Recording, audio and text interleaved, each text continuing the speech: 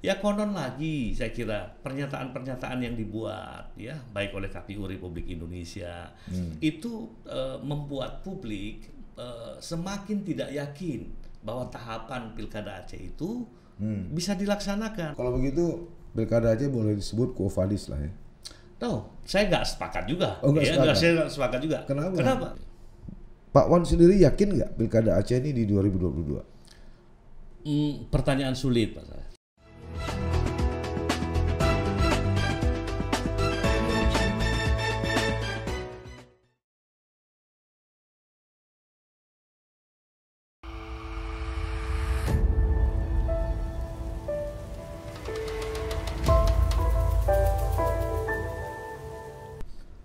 Assalamualaikum warahmatullahi wabarakatuh. Sahabat Sisi Lain, bertemu kembali kita untuk membahas hal-hal yang kita anggap penting dan menarik untuk dibicarakan di Aceh. Pada pertemuan kami hari ini, kita akan coba membahas seputar masalah Pilkada Aceh.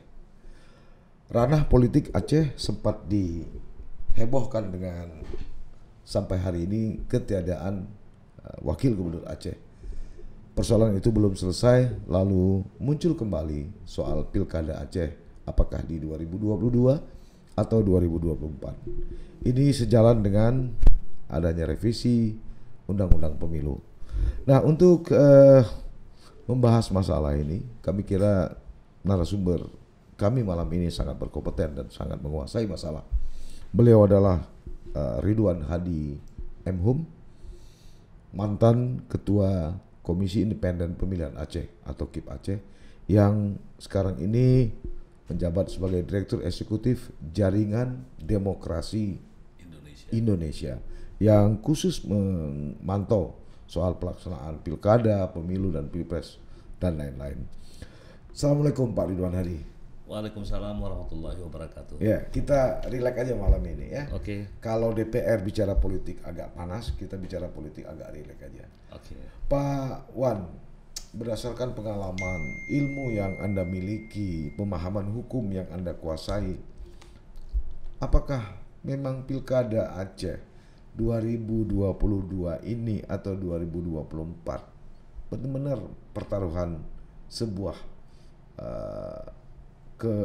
kelebihan Aceh, khususnya di leg spesialis? Gimana Pak Wan?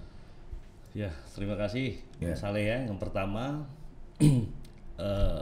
seluruh ketentuan pilkada, ya baik itu terkait dengan tahapan dan jadwal, itu tentu ada dasar hukumnya.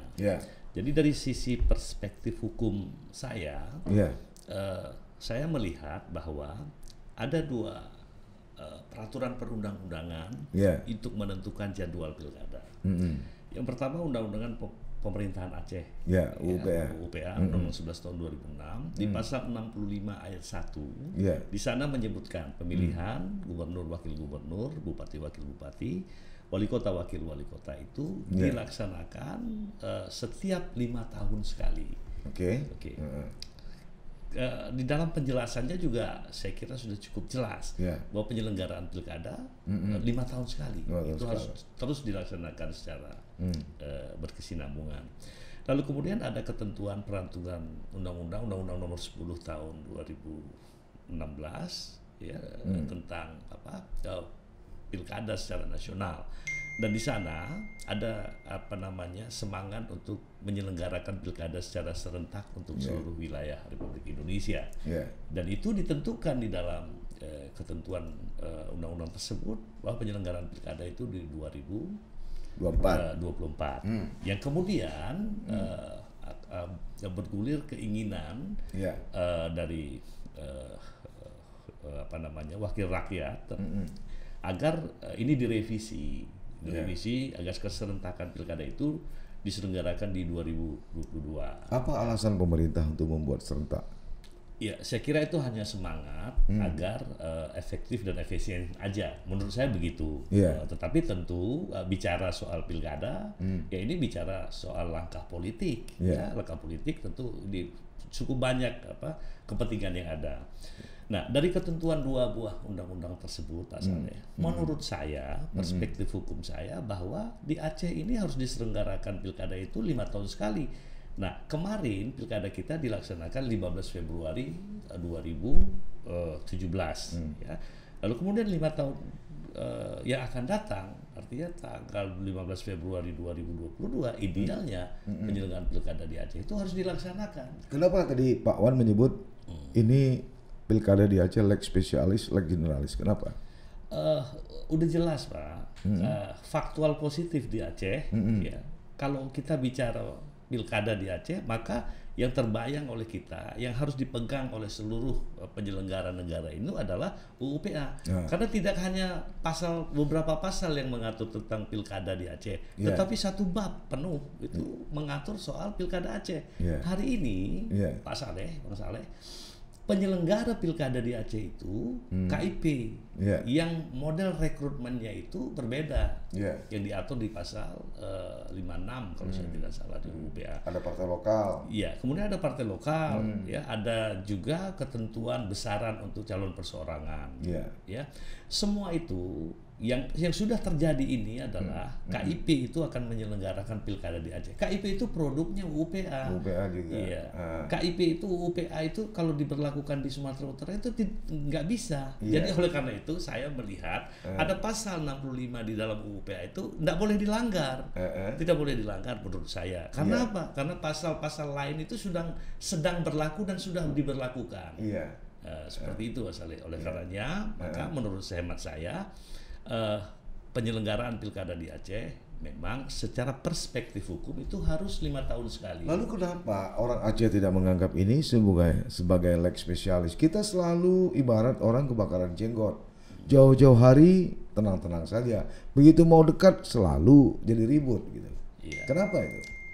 Menurut saya ini konfigurasi politik yang disebutkan bahwa konfigurasi politik itu sangat menentukan karakter hukum sebuah negeri.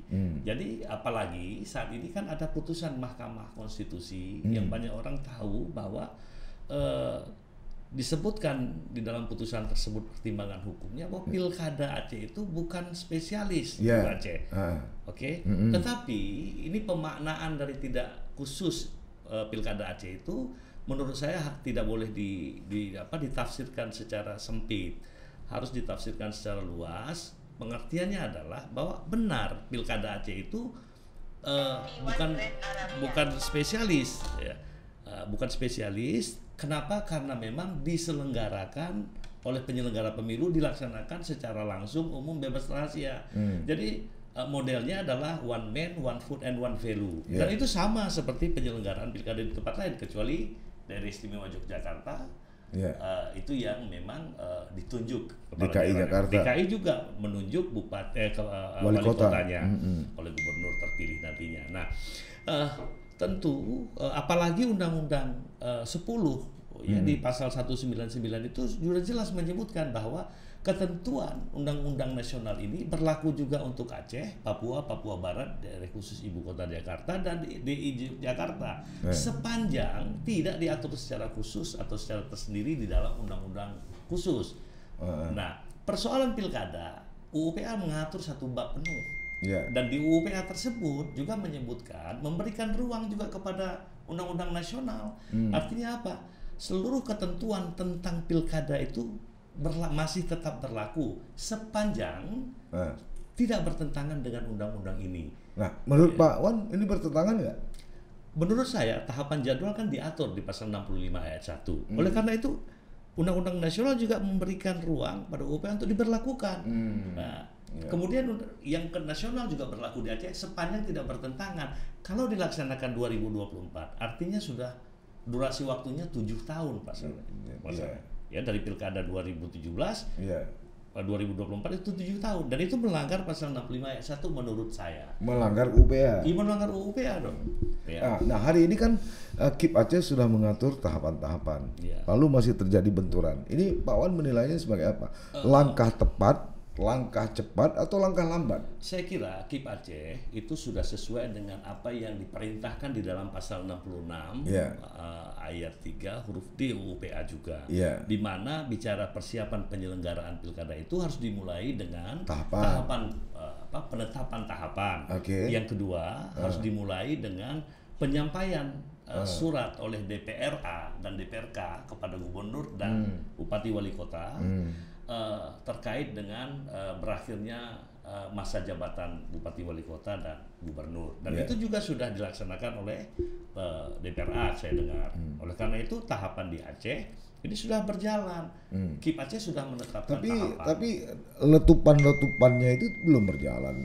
Waktu Pak Wan dulu ketua KIP kan kita lihat setahun sebelumnya itu sudah mulai ada baliho-baliho, kampanye-kampanye, gunakan hak pilih Anda, tapi ini belum ada. Nah itu yang mestinya KIP itu harus melakukan itu. Ya, misalnya mengajak pemerintah daerah tentunya ya bersama-sama agar segera melakukan sosialisasi. Misalnya ya ada ajakan kepada seluruh masyarakat Aceh atau mengingatkan masyarakat, ingat pilkada Aceh misalnya 22 Februari 2022 ya di seluruh kabupaten kota di Aceh. Yang pertama. Yang kedua, KIP juga harus mempersiapkan diri untuk menggunakan slogan-slogan pilkada Aceh. Tapi itu belum ada kan? Belum ada. Kalau dulu kan ingat nggak slogan kita, pilihan boleh beda, Getanyo Mesedara.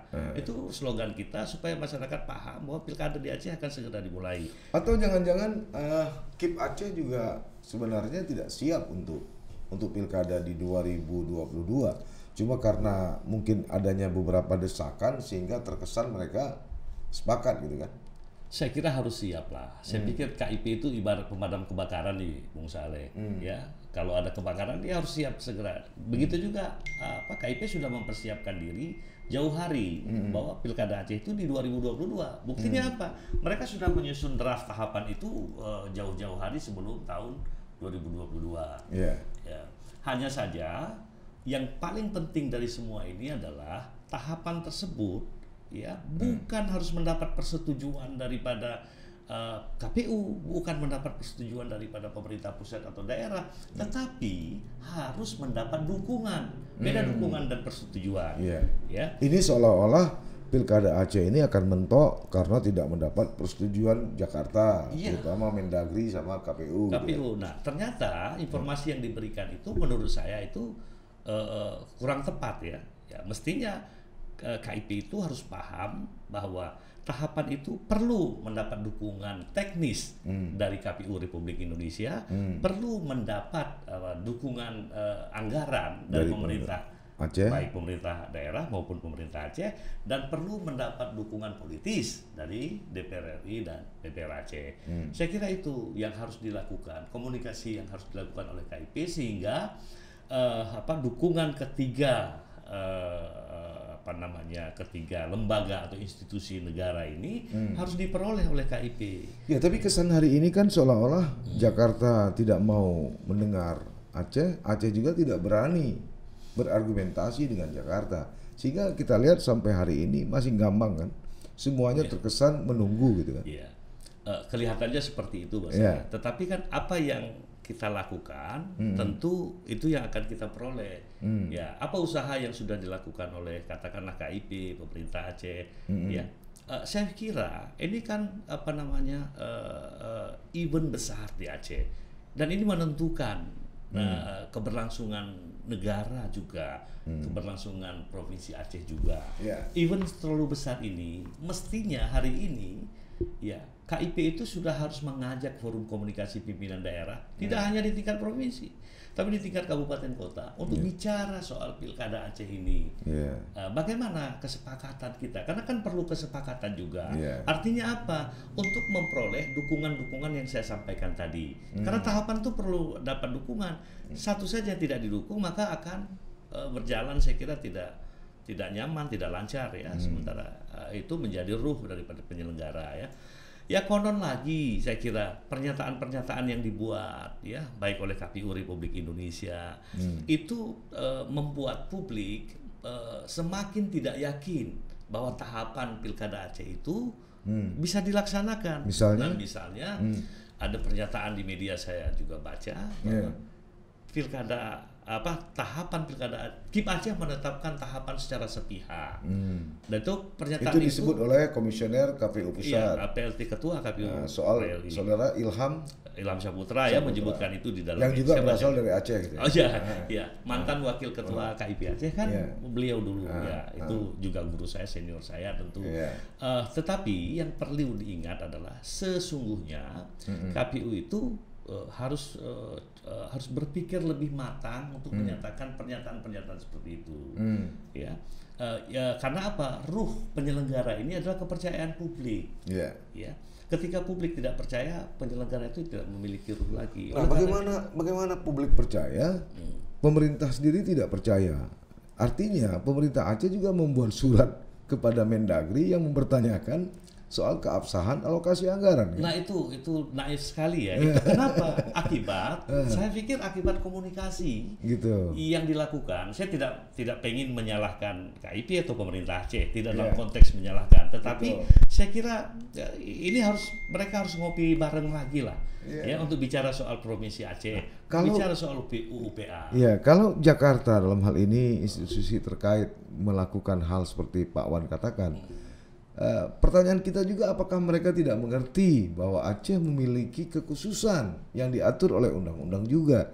Bahkan di salah satu media saya baca, Presiden Jokowi juga menginginkan di 2024. Artinya menepis kekhususan Aceh. Apa ini tidak berbahaya bagi sebuah proses demokrasi gitu? Saya kira begini Bu Saleh ya, yang dilakukan oleh pemerintah pusat ingin melakukan revisi terhadap Undang-Undang 10 2016 Pemilu, Undang-Undang tentang Pemilu ya. Di sana diatur tentang jadwal pilkada di 2024. Ini yang pengen direvisi dan itu menurut saya ya tidak bersentuhan dengan UUPA.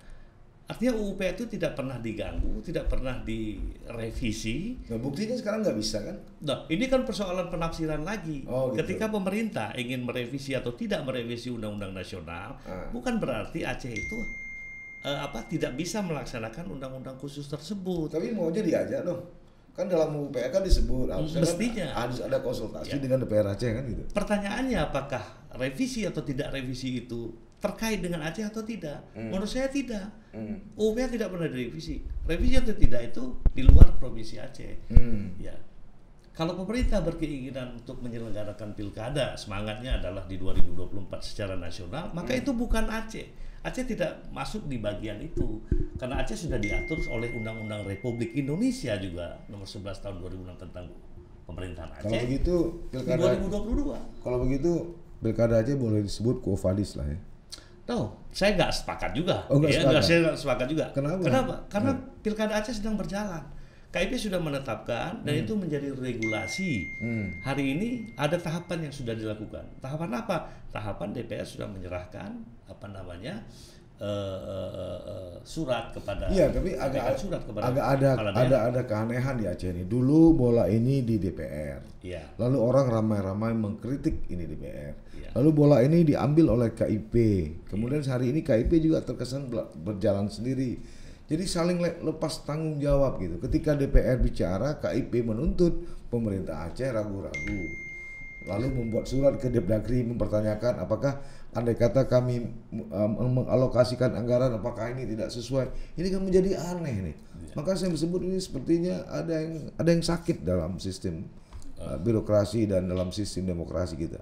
Ya, saya kira begini, misalnya seperti apa yang disampaikan oleh KIP juga, seperti apa yang sudah dilakukan oleh pemerintah Aceh menyurati Kementerian Dalam Negeri ya.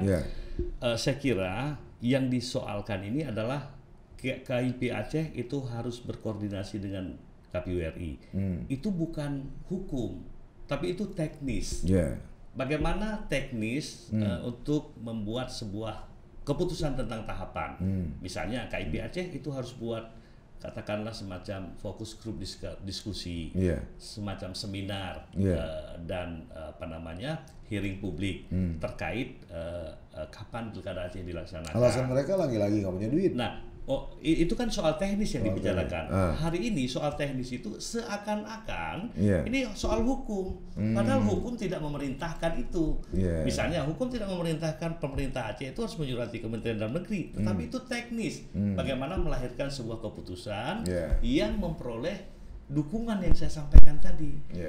Saya kira itu hanya saja ditafsirkan bahwa itu seakan-akan menjadi dasar hukum ya, dasar hukum untuk membentuk sebuah keputusan tentang tahapan jadwal. Berarti ini ketidakmampuan dalam mentafsir ya antara hukum dengan teknis ya.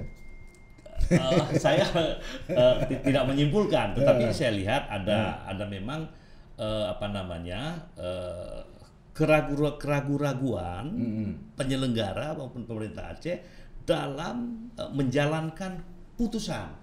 Saya kira putusan itu kan mereka sudah melalui proses pertimbangan, ada konsideran di sana, pertimbangan hukumnya, mengingat, menimbang, kemudian memutuskan dalam sebuah rapat yang semua itu diatur oleh ketentuan undang-undang. Proses ini sudah sah. Tahapan Pilkada Aceh yang ditetapkan oleh KIP Aceh sah. KIP Aceh diberi kewenangan oleh undang-undang untuk menetapkan tahapan. Lalu kemudian tugas selanjutnya adalah pemerintah membuat mendukung secara anggaran. Memang ada mekanisme dalam menyusun anggaran ya, supaya apa? Karena uang ini uang negara, uang rakyat, tidak boleh semena-mena, tidak boleh sewenang-wenang toh. Oleh karenanya perlu ada komunikasi ya, atau duduk bersama untuk membahas pendanaan pilkada ya, kebutuhan-kebutuhan pilkada. Nah, hari ini saya lihat juga ini ada persoalan pemahaman aturan ini lagi. Nah, ketika teman-teman di kabupaten kota menetapkan merencanakan anggaran untuk honorarium PPK, PPS, KPPS, kemudian daftar pemilih tetap dan beberapa tahapan yang beririsan, ya. Kemudian KIP Aceh juga membiayai honorarium KPPK dan sampai ke bawah, termasuk pembuatan TPS dan penggandaan DPT.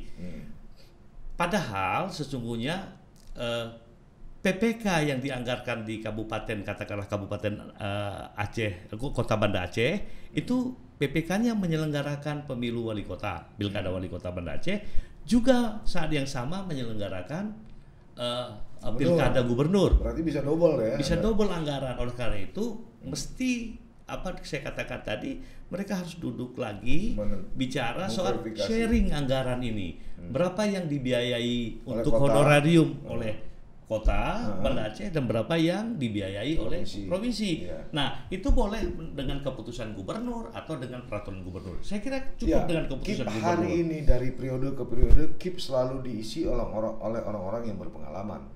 Seperti hari ini misalnya ada mantan komisioner Banda Aceh, ada dari Langsa.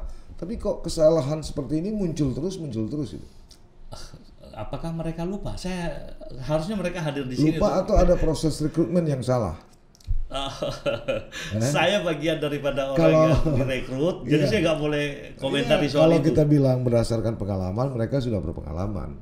Jadi dari segi kompetensi saya kira sudah memenuhi lah. Paling tidak standar minimal. Tapi kalau melihat realitas seperti ini, kita yang di luar ini menjadi pertanyaan gitu. Menjadi bertanya-tanya, apa sih yang mereka kerjakan? Kok begitu ragu-ragu? Ya kan? Ada semangat ya. Saya di tahun 2015 kalau saya nggak salah, bahwa semangat undang-undang KPU itu, komisioner itu harus diisi oleh orang yang berlatar ilmu bukan eksak. Ya, itu kalau insinyur pertanian, katakanlah ya, saya mohon maaf nih kalau ada insinyur pertanian yang mendengar ini, atau ada insinyur listrik dan sebagainya itu yang dari eksakta itu tidak diprioritaskan atau menjadi komisioner. Ilmu sosial lah ya. Ilmu sosial, terutama memang ilmu hukum. Jadi begini, pengalaman saya tidak cukup, Bung Saleh ya. Kenapa? Karena regulasi undang-undang pemilu itu termasuk PKPU, regulasi PKPU juga selalu berubah ya. Oleh karena itu perlu ada yang memahami bagaimana menafsirkan sebuah regulasi itu. Apalagi soal Aceh, yang kita tahu bahwa tentu undang-undang yang berlaku nasional itu akan bertentangan dengan UU PA. Baik. Baik Pak Wan, ini sebagai mantan komisioner dan hari ini juga bergelut di dalam dunia pemantau pilkada atau pemilu. Pak Wan sendiri yakin nggak pilkada Aceh ini di 2022? Pertanyaan sulit, Pak. Tetapi yang harus saya sampaikan, mesti saya sampaikan bahwa tahapan pilkada Aceh sudah sah. Dan yang boleh membatalkan tahapan ini, yang boleh merevisi tahapan ini adalah satu KIP Aceh. Iya. Ya. Mereka melakukan sidang lagi, batalkan atau revisi dengan segala alasan, dengan pertimbangan hukum juga. Oke. Kedua, ada konsiderannya. Kedua, oleh KPU RI. Ya, dari perintah undang-undang itu melalui supervisi tahapan. Ya, KPU RI tidak serta-merta bisa membatalkan, kecuali ada azas tahapan yang dilanggar. Ya, ada 3 azas tahapan yang tidak boleh dilanggar oleh dalam rangka membuat jadwal tahapan itu. Azas pertama adalah azas kepastian hukum. Itu tidak boleh dilanggar. Misalnya ada tahapan yang menyebutkan misalnya masa kampanye, itu kampanye rapat umum ya atau kampanye terbuka itu 21 hari menurut undang-undang ya. Tetapi di dalam tahapan disebutkan 14 hari. Dan itu tidak melanggar azas kepastian hukum. Dan banyak lagi hal yang perlu mendapat supervisi dari KPU. Itu tugas KPU sebenarnya. Yang kedua, tidak boleh dilanggar azas ketertiban umum. Nah, misalnya apa? Natal, Lebaran. Hari Natal, ada penetapan DPT dilaksanakan tanggal Hari Raya, Hari Raya Idul Fitri, itu juga tidak boleh. Itu yang boleh disampaikan oleh KPU berdasarkan supervisi itu. Anda harus rubah, KIP Aceh harus rubah, harus revisi, atau bahkan ini tidak boleh dilaksanakan.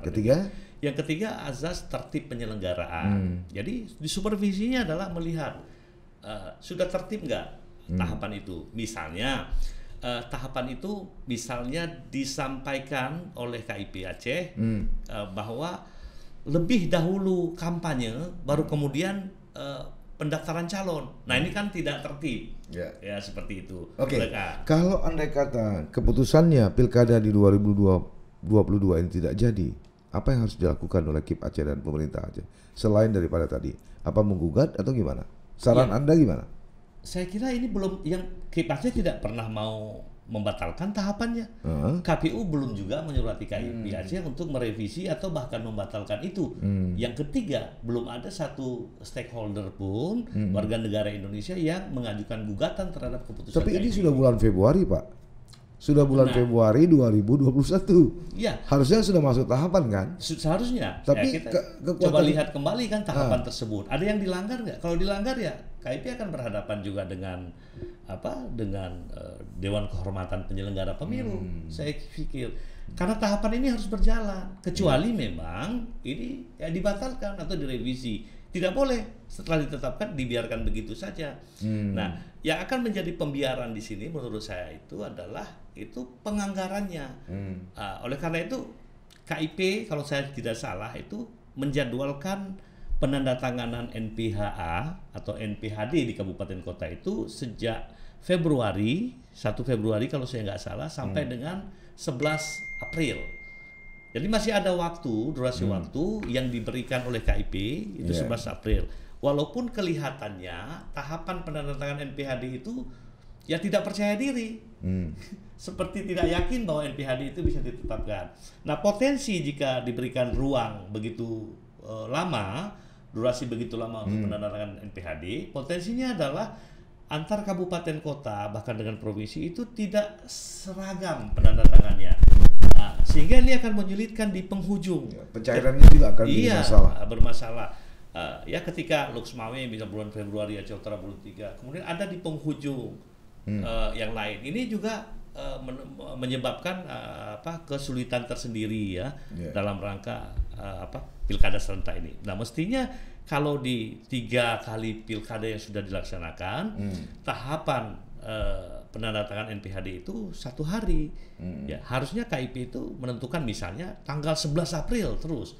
Lalu kemudian ini melakukan kegiatan-kegiatan menuju arah penyediaan anggaran, lalu kemudian penetapan atau penandatanganan NPHD. Saya sarankan kepada KIP dan pemerintah hari ini tolong dibicarakan dulu soal sharing anggarannya dulu antara kabupaten kota dan provinsi. Karena pilkada serentak ada biaya-biaya yang memang itu beririsan yang mestinya disepakati dulu. Ya. Baik Pak Wan, terima kasih atas kehadirannya. Sebenarnya ini menarik sekali untuk kita bahas, tapi karena waktu yang agak terbatas, mudah-mudahan kita akan bertemu kembali untuk membahas ini kembali. Mengingat situasi dan kondisi Pilkada Aceh yang sampai hari ini masih banci-banci lah ya. Sahabat Sisi Lain, itu tadi pembahasan kami soal Pilkada Aceh. Apakah Pilkada Aceh ini benar-benar wujud dari sebuah regulasi atau keputusan leg spesialis, leg generalis bagi Aceh, atau sama seperti nasional? Hanya waktu yang bisa menjawabnya. Tapi sejauh ini KIP Aceh juga, pemerintah Aceh juga belum sias kata. Sampai bertemu di episode berikutnya. Sampai jumpa. Assalamualaikum warahmatullahi wabarakatuh. Jangan lupa like, komen, dan subscribe, serta aktifkan lonceng notifikasi.